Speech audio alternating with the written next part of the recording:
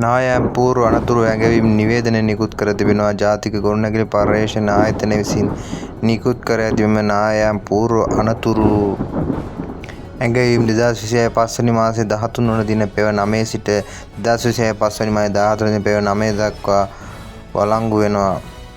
ඒ අනුව පහත දිස්ත්‍රික් වල අයත් ප්‍රදේශ ලේකම් කොට්ටාස සඳහා අනතුරු ඇඟවීම් නිකුත් කර තිබෙනවා.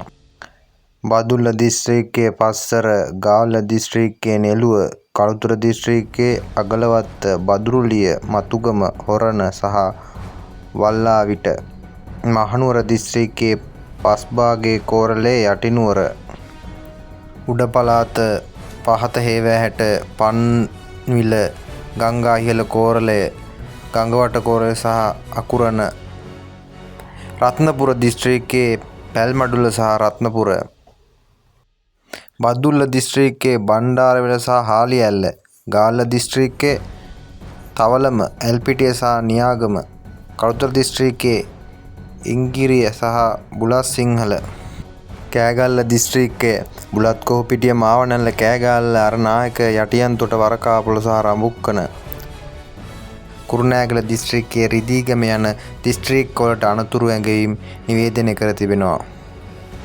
තවද මාතලේ දිස්ත්‍රික්කයේ පිටබැද්දර, මොනරාගල දිස්ත්‍රික්කයේ වැල්ලවාය, බඩල්කුඹුර සහ බිබිල, නුවරඑළිය දිස්ත්‍රික්කයේ නොර්වූඩ්, අඹගමුව, කෝරළේ සහ කොත්මලේ බටහිර, රත්නපුර දිස්ත්‍රික්කයේ ඇහැලියගොඩ, කලවාන, කුරුවිට, ගොඩවැල, කිරිඇල්ල සහ අයගම යන ප්‍රදේශවලට අනතුරු ඇඟවීම් නිවේදනය කර තිබෙනවා.